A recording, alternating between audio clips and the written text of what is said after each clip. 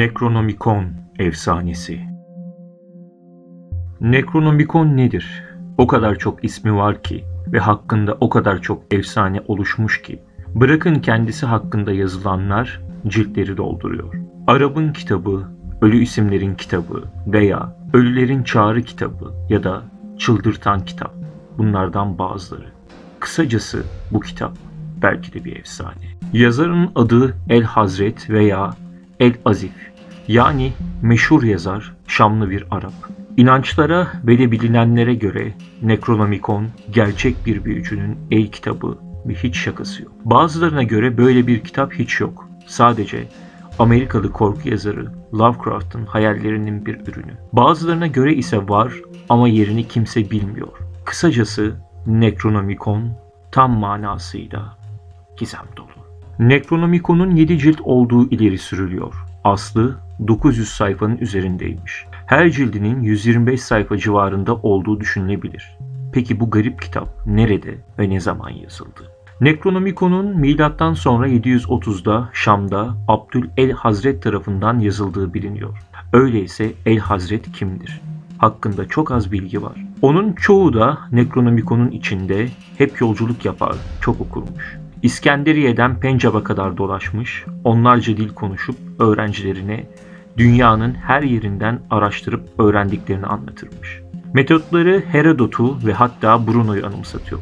Nostradamus'un ünlü yüzlüklerinin ilk 2/4'ünde anlattığı metodun kaynağı uzmanlara göre Necronomicon'dan alınmıştır. Büyü veya daha doğru bir tanımla majikal kehanet için çağdaş araştırmacılar, bilincin açılması veya güncel etkilerden kurtulabilmesi için belli uyuşturucuların kullanıldığını belirtiyorlar. Bunun bir formülü de ele geçirilmiş. Günlük, asılbent, diktamnus, haşhaş kökleri, afyon gibi maddeler kullanılıyormuş. Kaynak Kolombiya Üniversitesi'nin inançlar ve yöntemlerle ilgili araştırma raporlarından alınma. Yani Necronomicon sadece bu yönden geleceği görebilmenin yolunu da gösteriyor veya öğretiyor. Çılgın Arap El Hazret'in çağının çok ötesinde olduğu da anlatılmakta. Çünkü bu Necronomicon sayesinde geleceği gördükten sonra çağının dışında kalmış veya uyum sağlayamamış, ona çılgın denmesinin nedeninin altında çağına göre alışılmadık biri olması yatıyor olabilir. Bir diğer kaynağa daha bakacak olursak, Yunanlı Platonist filozof Proklus'un astronomi, felsefe, matematik ve metafizik uzmanı olduğu ve kullandığı büyü yöntemiyle Hekate adlı mitolojik tanrıyla görüştüğü yazıyordur. Proklus, eski Mısır ve Kalde gizem öğretilerinden yararlanmıştır ve Proklus'un yazılı yöntemlerinin tamamen El Hazret'in eline geçtiği ve Necronomicon'a aktarıldığı da söylenmektedir. Neyse biraz daha bu garip kitabın basılı olup olmadığını veya basım tarihçesine kısaca bir göz atalım.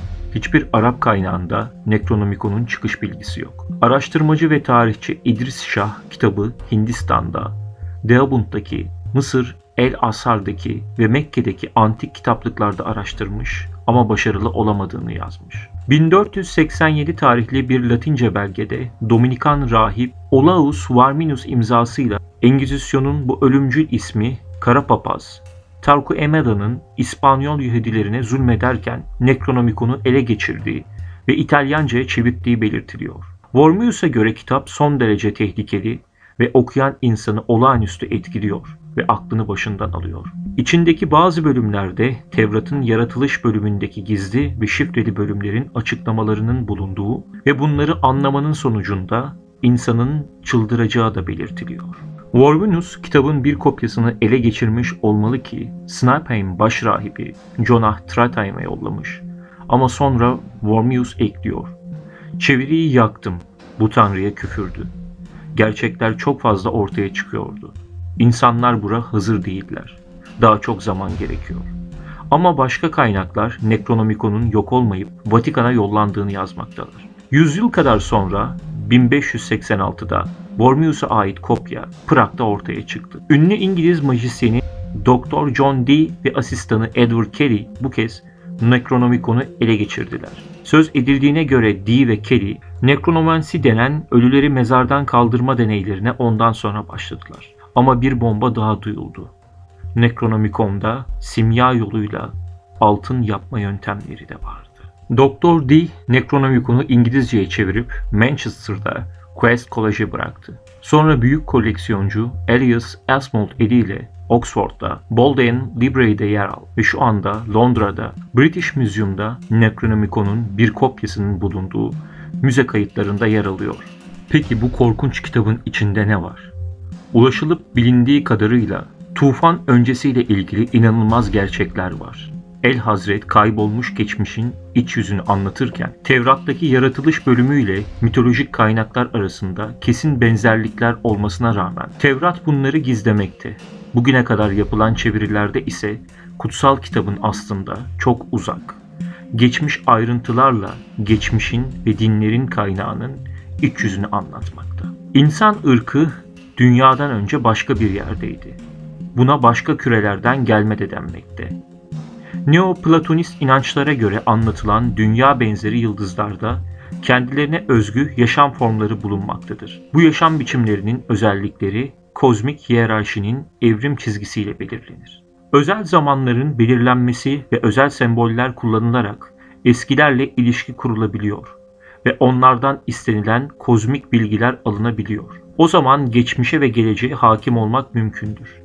Ama bu tehlikeli bir yoldur. Çünkü insan taşıyabileceği bilgiyi edinmeli ve bunun farkında olmalıdır. Necronomicon'un bilinen kopyaları kayıp görünüyor. Bazı kaynaklar Adolf Hitler'in okült ilgisi sonucunda kitabın bir kopyasını ele geçirdiğini belirtiyorlar. Ama sonrası bilinen bir şey. Führer'in sonu efsaneye göre Necronomicon'dan yararlanmışa benzemiyor. Dee'nin Bodleian Müzesi'ndeki çevirisi 1934'ten sonra yok oldu.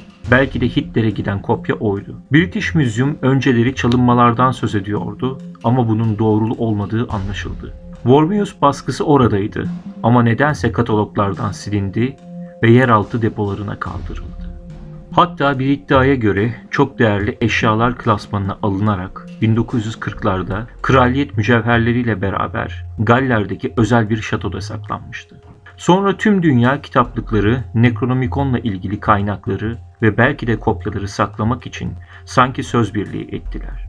Necronomicon'un çıldırtması anlaşıldığı kadarıyla sanıldığı gibi değil, sadece bildiğimiz, inandığımız her şeyi reddetmesi ve gerçeklerin çok farklı ve belki de çok acımasız olması yüzünden okuyanlar şoka giriyor olabilir. Ötesi gizemini hala sürdürdüğü gerçeği kim bilir ne zamana kadar kendimizden, niçin var olduğumuzdan ve geçmişimizden korkmamayı öğrenene dek Necronomicon'u belki de asla göremeyeceğiz.